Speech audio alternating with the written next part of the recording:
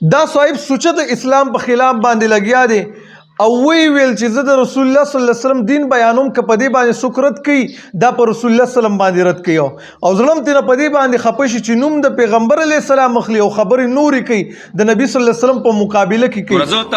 زه د خپل پلار دین نه بیانوم، چې زما پلار دین راوړی دی زه هغه نه بیانوم، زه د محمد رسول الله صلی الله علیه وسلم دین بیانوم. ها کمنټس په ګوره ډیر په احتیاط کوئ د الله بندګانو، په دې خبرو چې رد کوئ نو په نبی اسلام نعوذ بالله رد دی. په دې ته نظر ګیلو کی چې خیر د عام دروغ وي خو زمونږ وي زه خیر دی خو زمونږ په پیغمبر دروغ ولي وي دی باندې تعالی شرم پکار دی او بیا د مولا په نامه باندې ته دغه دروغ وي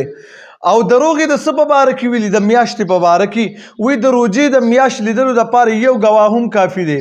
او د اختر میاشت د لیدلو دپاره جنب غفیرو چې دا د 500 نه واله ویل تر او یو پورې کسانی دا به ویني که د دې نه کم ولوي ده نو بس دا قبول نه د دې کسانو ګوي. یعنی پروژه کې د یو کس ګوای هم صدا قابل قبول چې به میاشت لیدلین خو چې کله د اختر ټیم رااله یعنی د اختر خبره شو د جمع غفیر باندې بس کوي فیصله کوي مطلب د وخت علما جمع غفیر مطلب هغه ته وي چې 50 کسانی شپېته کسانی او یا کسانی دا د وخت د علماو کار او حالانکه زمونږ رسول الله صلی الله علیه وسلم دوه کسان خو دی چې د اختر میاشت لپاره دوه کسانو ګویی قبول ده. امام ابو داود رحمه الله حدیث راوړی دی او هغه مخکنه باب او عنوان ورکړي باب شهادت الرجلین علی رؤیت هلال شوال ویل د دوو کسانو ګویی د اختر د میاشت په باره کې چې د دې دا ګویی قبول ده دا باب وروړي د به حدیث وروړي د ربعی ابن خراش رحمه الله او ما د نبی صلی الله علیه وسلم د صحابونو د حدیث اوریدلې چې یو ځل خلکو اختلاف شول په اخر د رمضان کې چې نن به اخرنی روزي او کسبا چې سبا اختر شته او کنه ویل پدې کې دوه باندو علی راغله فجاء اعرابیان دوه باندو علی راغله فشهدا عند النبي صلی الله علیه وسلم بالله د دوانو د نبی صلی الله علیه وسلم په خوا کې د الله په نوم باندې قسم خړل ګویی ورکړه چې رمون بیګا ما خام میا شولیدله فامر رسول الله صلی الله علیه وسلم الناس حکم کو نبی صلی الله علیه وسلم خلق ته چې ان یفطروا دا چې دي روزه ماته کی نن به ویل روزه نه نیسي ځکه نن د اختر روز ده او زی لاړ شي مصلا ته لاړ شي عیدګاه ته نو ګوره امام ابو داود رحمه الله حدیث د څو کسان وروړو دوه کسان چې نبی صلی الله علیه وسلم د دوه باندو والا صحابه کرامو ګوی د دې په باره کې قبول کړله چې یار دې د اختر میاشت ولیدله او دا رنګ په نسائی کې دا شانتي روایت راځي نسائی کې فإن شهد شاهدان فصوموا وافطروا کچرته دوه کسانو ګوی ورکړل چې یاره مونږ میاشت ولیدله تاسو د هغې د ګویۍ د وجې نه روژه که د روژې میاشتې کتلي نو روژه ونیسئ او که د اختر میاشتې کتلي نو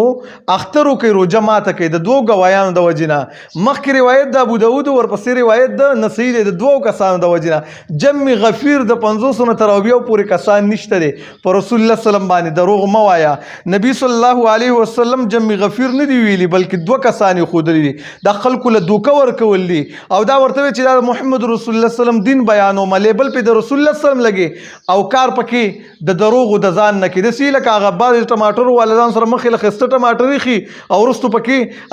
خراب ورچیو تام نوم د محمد رسول الله صلی الله علیه وسلم مخلو خلکو له کې پدې باندې رد شو ګوره دا خو بس پر رسول الله صلی الله علیه وسلم باندې رد دی دوکبازی مکوا دا منافقت دی ګوره بل د بابو سے مبارک یو شعر پیش کړی دی چې یاره ډیلیسکوپ در تفیل شول او تا په دوه سترګو نظر باندې وکتله دا څه خبره نه ده انس ابن مالک رضی الله عنه روایت دی امام مسلم رحمه الله ذکر کړی دی او چې ما میاش کتله عمر رضی الله عنه را سره ولاړو لیکن هغه نه کتله وانا حدید البصر او زما نظر انتهایی ډیر زیات وليس احد يزعم انه رآه غیري او داسې بل څوک نو چې هغه دا میاش زمانه علاوه بل چام کتله صرف یوازې ما کتله بل چاله په نظر باندې نه رااله بابو سی وی چې مال په نظر باندې رااله د هغه وجه دا و چې زه د دې ډیر زیات اهتمام کوم او الحمدلله هلته کې نورو خلکو له هم په نظر باندې ورغلی ده یوازې بابو صاحب له په نظر باندې نه ده ورغلی او بیا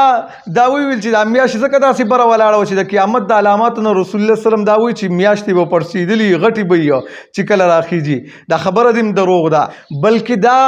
خبره د ابو هریره رضی الله عنه ده د نبي صلی الله علیه وسلم نه ده